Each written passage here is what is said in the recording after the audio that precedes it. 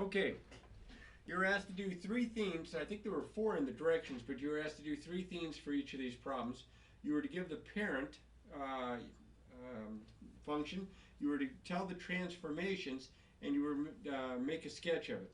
And so what I'm going to do is I'm going to go through each one of these. Now the parent graphs, the parent functions, are listed in the book. You have the linear, you have the square root, you have the quadratic, the cubic, the absolute value. You've got a bunch of different ones that you're going to just have to put to memory. But as you can see here, the main part of this is the fact that you have x to the third. Your parent function is f of x equals x to the third. That's the cubic function. So they want you to write that down. And then that's what I have graphed here in red. That's what, and I know it's extended towards the top here, but you'll see why here in just a second.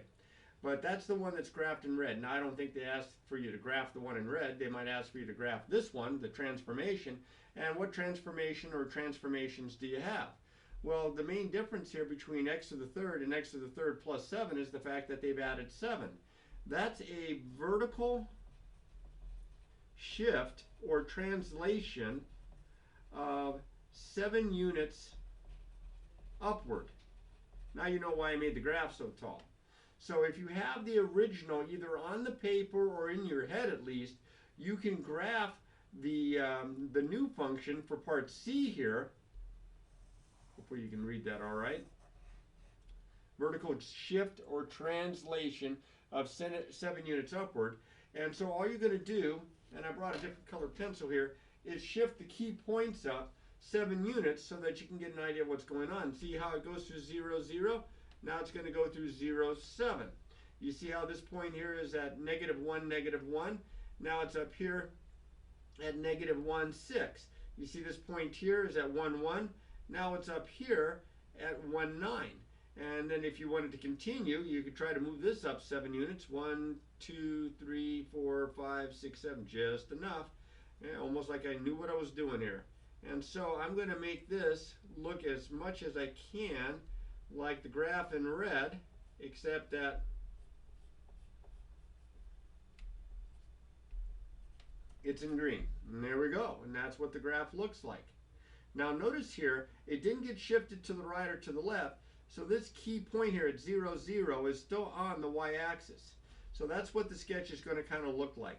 You just need to plug in a few points if nothing else. If you're not exactly sure what the sketch looks like, plug in some points for x, make a t-chart, and then find the values that correspond with it to y. But if you know the parent graph, you just have to do the transformations to the parent graph, and then you can get the graph of the new function. All right, so if you have not already tried, now that's the first one, so I figured you tried the first one, but if you haven't tried some of the other ones, you should do those first, and then check your answers with what I'm going to show you here from 59 on down. So I'm going to pause so that you can put the video on stop, work the rest of the problems that you haven't done, try them all to make sure that you answer all three parts, and then you can come back and you can check to make sure that everything looks okay. So I'm pausing. Now I'm back. The next one, you can see I have the same graph as I had on problem 57 in red here. It's because this is also going to have the same parent function. Do you see how the expression with the variable x is being raised to the third power, right? Your parent graphs, remember, are like y equals x, or y equals x squared, or y equals x cubed, or y equals, I hope that you can see this okay, the square root of x, or y equals the absolute value of x. That's just a few of them that you might have. So this is based on the parent graph, f of x equals x to the third. That's your parent graph, just like it was for problem 57. And there's the graph. Now what's being done here? Well, there's a -1 from the x, and that's all before it's cubed. So it's not a vertical, this is a horizontal shift. And remember, with the horizontal shifts, it's kind of the opposite of what it looks like. I mean, that's a minus sign, so you would think, well, minus, it's going to go left. Nope, it's going to go right. And then the +2 on the end is going to shift it upward 2 units. Now, they want you to put them in order, so you say, well, which one goes first? Well, I just kind of follow the order of operations. If I was to plug in a number for x, like 5, and start to do the arithmetic to figure out what it was, first I would do the -1. So that means the first thing I'm going to do is I'm going to shift 1 unit to the right. Okay, and then after I cubed it, I'm going to add 2. So that means I'm going to shift 2 units upward. And then I'm going to be able to figure out my graph. Now here's that same graph of the parent function here in red. So what I would suggest that you do is take each of the key points. Do you see my key points here that are kind of been written with a black pencil or a regular pencil? I have this point here, this point here, this point here, this point here, this point here. And unless you make your graph big enough, you might only have these 3. But I went ahead and I put in -2, -8, and 2, +8 as well. So I'm going to take each one of these and I'm going to shift it 1 unit to the right, 2 units upward. So here, 1 unit to the right, 2 units upward. You see where this point now is? 1 unit to the right, 2 units upward. 1 unit to the right, 2 units upward. Now I'm doing the shifting, so I can do both here in the same sequence of moving the points. If I have a stretching or a shrinking, then I got to be a little bit more careful here. I might have to do it in stages. This point right here, that's 1 unit to the right, 2 units upward. This point right here, that's 1 unit to the right, 2 units upward. And you should see at least a reasonable looking outline of points to follow the pattern that looks like the one in pink. And there's your graph right there. Okay?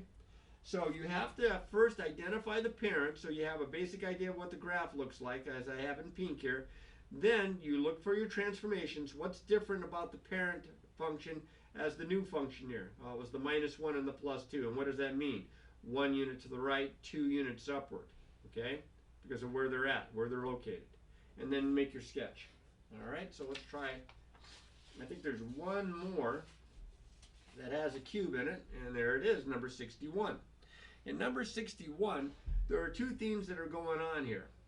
Okay, first things first though, I need to write my parent function, and because the x is being raised to the 3rd power, that's my parent function. F of x equals x to the 3rd, the same as it was in 59 and 57. And there's the graph again there in pink. But what's going on now? Well, this -2, you know, this is kind of like the -1 that I had in the last problem. This is going to shift it to the right 2 units. But this 3 out here is not being added or subtracted. It's multiplied.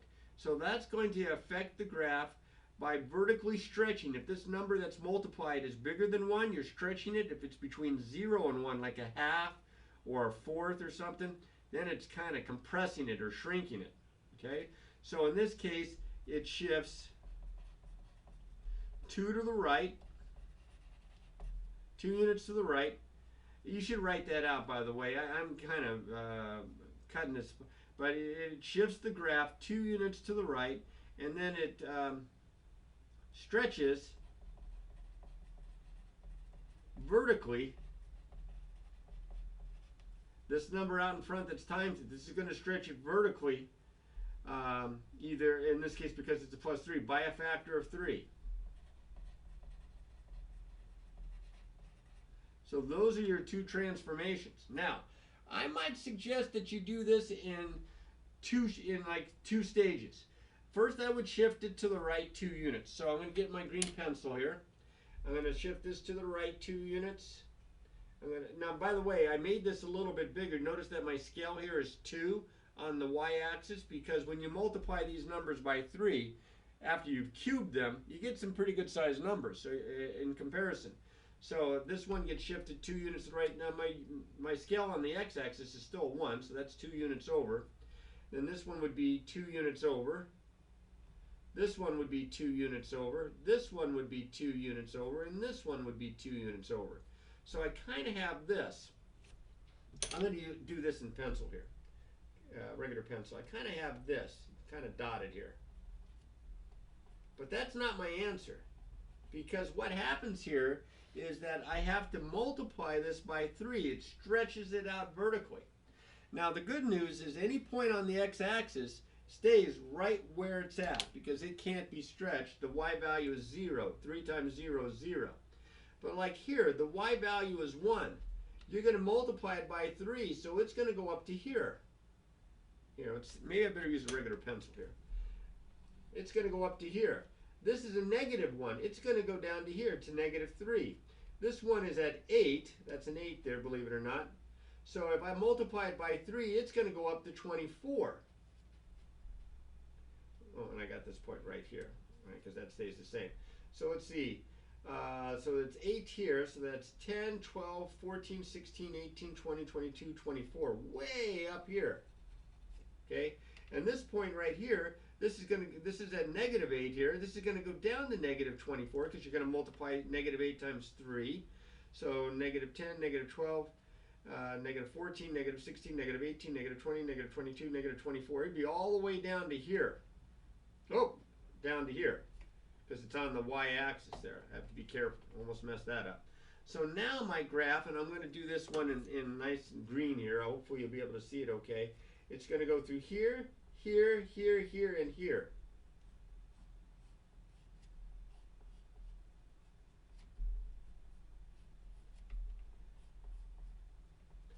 And there's my graph. The more transformations you have, the more you have to be kind of careful. And when they start mixing the transformations in with shifts, translations is the proper name for shifting it, with dilations or stretching, shrinking, then you have to probably help yourself out by doing it in stages. Next guy up. Completely different parent function this time. My parent function, see, my x is it's taking the absolute value of it. Remember I listed a few before? That's this guy right here. The absolute value of x. It's the absolute value function. So my parent function is f of x equals the absolute value of x. Again, there's a list of these parent functions in the section. I forgot what page, but in the section, probably about page 102, somewhere in there. Look for that if you need a quick refresher. So there's the parent function, and that's the graph of the parent function. It's a V shape that has its like vertex at 0, 0. Slope is 1 this way, slope is negative 1 this way. Notice up 1 to the right 1, up 1 to the right 1, up 1 to the left 1, up 1 to the left 1. Okay, I always think absolute value, V for value, V-shaped graph. Now what's going on here? Well, there are two things that are going on here. There's a negative sign out in front, and then there's a -2. Which one goes first? Well, it's the negative sign that goes first, because if I was to plug in a number for x, I would take the absolute value, then I'd take the opposite. Then I'd do the -2. So what does the opposite sign in front of the absolute value of x do? It reflects it in the x-axis. And then the -2 shifts 2 units, and since it's minus, downward. So just like I did in the last problem, I'm going to do this in stages. Okay, but this time my first stage where I reflect it in the x-axis, that's just where it reflects right over. I'm going to do this in regular pencil. So like this, it's going up and to the left, it's going to go down and to the left. It's going to look like this. Trying to keep this nice and straight without having to grab a ruler.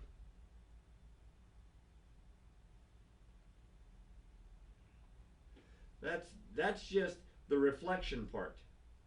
Then I have to shift it 2 units downward. So I'll get my green pencil here. 2 units downward. So the vertex would look like this. It's going to look like an inverted V. Notice how I go down 1 to the left 1, down 1 to the left 1, down 1 to the left 1 for these squares. Down 1 to the left 1, or to the right 1, down 1 to the right 1, and so on. And the one in green, that's what the answer looks like. Now, sometimes when I'm doing this and I have more than one thing, like here I've got the dotted with the regular pencil, I usually erase everything except for my final result. So I might erase this pencil part here. I might even erase that. But that's my graph for number 63. All right, I have a couple more absolute value ones. I like those best because I know what the shape looks like. All right, this one's got 3 transformations. Now the parent graph is, because of the absolute value, is still f of x equals the absolute value of x. That's the parent graph. But I got three themes going on here. I've got plus 4 here inside the absolute value bars. I got a negative out in front of that. And then I got a plus 8 on top of that on the very end. So if I was to plug in a number for x, and I was going to evaluate this to try to figure something out, first I would add the 4, so that's my first transformation. Now, because you're adding the 4 to the x inside the absolute value, it kind of works the way opposite of what it looks like. It looks like a plus 4. You'd go right for it. Nope. This is a horizontal shift of 4 to the left. That's my first thing I'm going to do. Then the negative out in front would be next, because you would take the opposite of whatever this gave you. So then I'm going to reflect, just reflect if I could spell it, in the x-axis, because the negative is outside the absolute value bars. Then I'm going to shift it vertical shift of 8 units upward.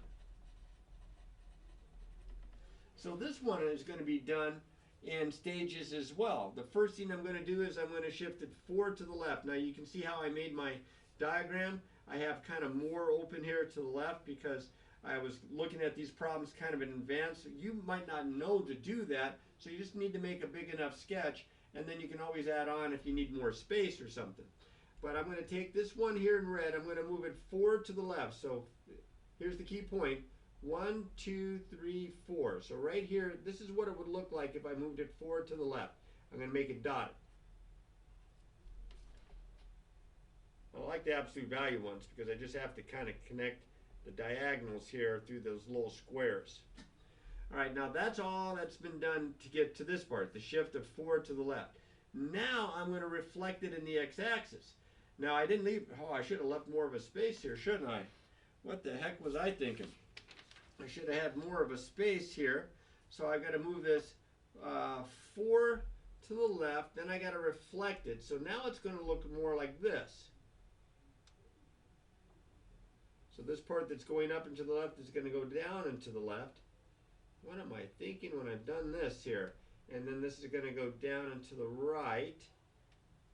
And I'm making it kind of a solid looking regular pencil look as compared to the dotted regular pencil look. And that's my reflection. Then I vertically shifted 8 units upward. That's why I didn't leave much space down below, because all this is going to go up 8. So here's the key point here, the vertex. Up 1, 2, 3, 4, 5, 6, 7, 8. It goes all the way up to here. Let me grab my green pencil. So it goes all the way up to here. Now you can see how the graph goes down and to the right and down and to the left. So from here, down and to the right, down and to the left.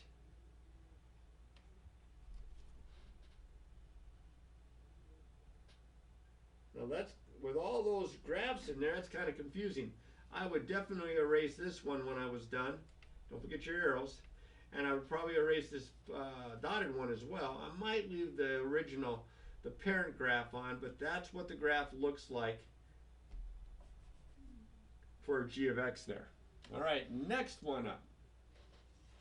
This has got some stuff going on too. This has also got 3 transformations here, so I have to be extra careful.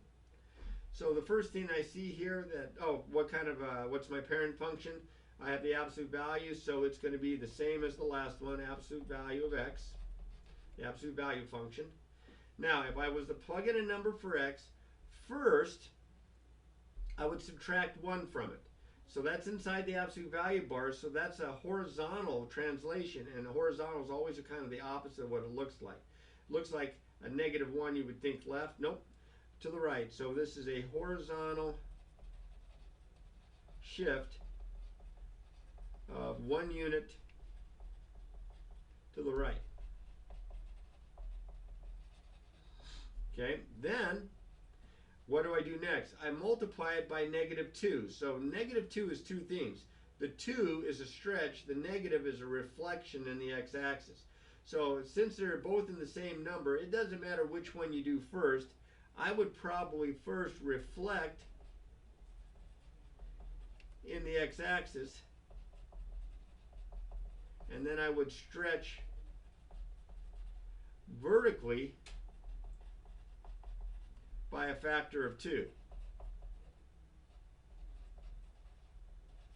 Notice I say a factor of 2, not a factor of -2. The negative I already accounted for when I reflected it. So I got some things to do here. First things first, 1 unit to the right. So you see the one here, the original one here? 1 unit to the right. It's going to look like this. Doesn't change much when you only shift it 1 unit to the right. Oop. Like that. Now, I'm going to reflect it in the x-axis. So what's above the x-axis is now below. Just reflects right over. So this part that's going up and to the left is now going to go down and to the left. I'm going to make this one solid. And down and to the right for the other part. See this part here that's dotted. Gets reflected right below. Down and to the right. Again, I'm using the squares here to help me keep things lined up. They're cutting right through. Down one, right one, down one, right one, and so on. And now, the last part. This is the part that some students would have a little trouble with, is the vertical stretch. And as I mentioned to you once before, if it's on the x-axis, it doesn't change because the y value on the x-axis is 0, and when you multiply 0 times any number, you still get 0. So that part's going to stay the same. Time to get my red here. But do you see how this went to the left one, down one? Now it's going to go to the left one, down 2. To the left one, down 2. Because the 2 is the doubling factor. It's multiplying it by 2 each time. Down, or to the left one, down 2, and so on. So now it's going to be a skinnier looking V shape. There's part of it. Over here, instead of to the right one, down 1, it's to the right one, down 2. To the right one, down 2. To the right one, down 2. And you get this skinnier looking graph right here, and that's your graph of your function g of x. Don't remember if there's any more absolute value. No, I think the next ones are square roots. Yes, they are. All right. Now, problem 69, problem number 73. Not too bad. 71, you got to be really careful with that one. All right, let's look at problem number 69 first. You've got g of x is equal to the square root of x minus 9. Remember, I had listed parent graphs or parent functions somewhere. Now I can't find the piece of paper where I wrote them down. Oh, there they are. Okay, and somebody's on the phone for me. That's perfect timing. And I'm going to turn that off. So now, do you see which one best matches this? Look right here. You see the square root? Square root function. This is your parent function right here. So it is f of x equaling the square root of x. That's the one in pink here. So you'll notice here I've already got the graph for you to look off of, but what's being done to my graph? Well, there's a minus 9 from the x that's underneath the square root. So you would subtract 9 before you take the square root. So that means it's shifted horizontally 9 units to the, is it left or right? It's to the right. Remember, when it's a horizontal shift, it's kind of the opposite of what it looks like, to the right. Now, see the key points that I have here? This is 0, 0, 1, 1, 4, 2, 9, 3. When you plug those in, everything gets shifted to the right 9 units. So notice I marked the 9. So this is going to go all the, where's my green pencil? This is going to go all the way over to here. Not up or down, not being stretched or shrunk, not being reflected, but just 9 units to the right. This one, 9 units to the right. This one, 1, 2, 3, 4, 5, 6, 7, 8, 9 units to the right. 1, 2, 3, 4, 5, 6, 7, 8, 9. 9 units to the right. Now, I don't know if you're going to make your graph this long, but that's what it's going to look like. And it's going to go on forever and ever and ever. That's your graph right there, part C. All right, now this guy here, he's a little tricky. And I'll show you why. They put a minus sign in front of the x. Now, you have to remember, when you're plugging in numbers in here for x, and you're going to subtract them from 7, they can't be negative. You've got to be able to take the square root of it. So what that means is, here I'll put it down here, 7 minus x has to be greater than or equal to 0. So if I add x to both sides, I get 7 has got to be greater than or equal to x, or if I flip-flop both sides, x is less than or equal to 7. So you got to kind of keep track of that. Now what's going on here? Well, if I plug in a number for x, the first thing that I notice here is I've got to take the opposite of it. Well, the opposite of it here is going to be not negative out in front like it was with the ones that we reflected in the x-axis. The opposite is in front of the x. That's subtraction sign. It's like an opposite sign. So that's going to be a reflection.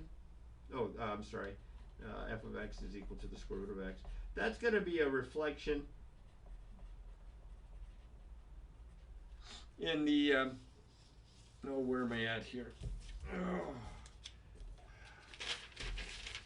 Forgetting my head if I wasn't careful. In the y-axis, reflection in the y-axis. Okay, now you say, well, what does a reflection in the y-axis look like? Well, you see all this stuff that's over here, it's going to get reflected over the y-axis here, so it's just going to flip-flop over this way. Then you see a positive 7, so you think positive, inside, left. No, as it turns out, you have to also consider the fact, because of the domain here, that you would have the square root of, now this is 7 minus x, but I'm going to write that as the opposite of x plus 7, and then the minus 2, and then I'm going to do this. I'm going to factor out the negative 1, so you can see what's being done to x. That changes the signs. That's going to be 7 units to the right. So horizontal shift of 7 to the right. Now, if you get confused with this because we haven't done anything like this on any of the other problems, again, make a T-chart to help you, because you'll see right away what numbers you can plug in. You have to be careful. And then on top of it, the minus 2 on the end is a vertical shift of 2 units downward. All right, so let's see if I can draw this worth a darn here. First one I'm going to draw, I'm going to do the reflection in the y-axis. Now, see the key values here? And I already wrote all over this place, but here we go. So I have this point stays the same, because when you reflect any point on the y-axis, in the y-axis, it stays on the y-axis. But this one is 1 unit to the right, now it's 1 unit to the left. This is 4 units to the right, now it's 1, 2, 3, 4 units to the left. And same thing up here with the 9. 1, 2, 3, 4, 5, 6, 7, 8, 9. It's going to be up here. So if I just reflect it in the y-axis, I get this graph here. Okay, but then what am I going to do? I'm going to move it 7 units to the right, and then I'm going to move it 2 units down. Now these are both shifts, so you can do this all at one time. 7 to the right, 2 down. So take this point right here. 1, 2, 3, 4, 5, 6, 7. 7 units to the right, 2 down. This point here is 7 units to the right, 2 down. This point here is 7, 1, 2, 3, 4, 5, 6, 7, 2 down. And if you want to do this one as well, 1, 2, 3, 4, 5, 6, 7, 2 down. Oh, here, let me use the green pencil.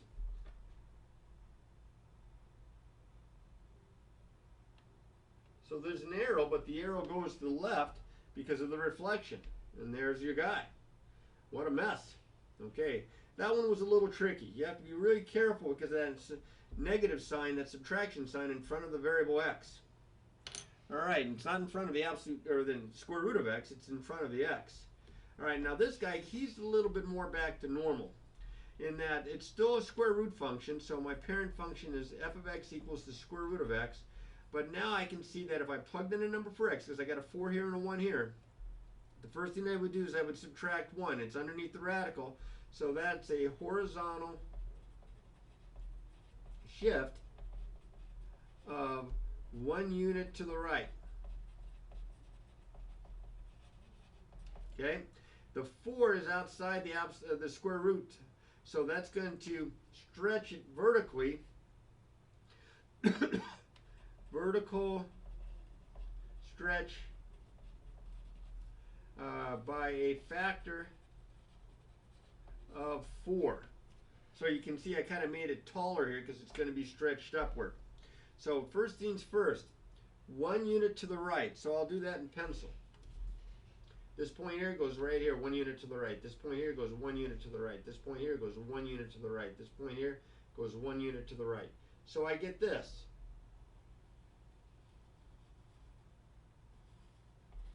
Now, what happens? It gets stretched by a factor of 4. So you have to take the y values of each of these key points and multiply the y values by 4. The y value here is 0, because this is the point 1, 0. It stays. The y value of this point is 1, because this is the point 2, 1. So if I multiply that y value by 4, I get 2, 4. So it goes 2, 3, 4. It goes right here. See how it got stretched upward? This point here is 5, 2. So the y value gets multiplied by 4. That'd be 5, 8. 3, 4, 5, 6, 7, 8. I don't know if I can get this next one in here. This next point is 10, 3. So the 3 gets multiplied by a factor of 4. That'd be 10, 12. So 4, 5, 6, 7, 8, 9, 10, 11, 12. Well, it got up there. And you see that it's going to be a much stretched out looking curve. Deviation from the parent graph there in red. So that's kind of it. I'm hoping that you'll take the time to think about this and watch the video all the way through. Of course, if you didn't watch it all the way through, you're not hearing me say this. But watch the video all the way through, maybe a couple of times, because this is as messy as it gets here, I think, for a little bit. There's going to be some stuff that's going to be solving equations again, rational equations, radical equations, quadratics and such. And I think that's a little bit more old hat, although there will be some tricky ones mixed in. But as far as the graph, students just struggle sometimes to graph, and this hopefully will help you out a little bit, give you an idea of what's going on. All right, make sure that you practice these problems. Practice, practice, practice.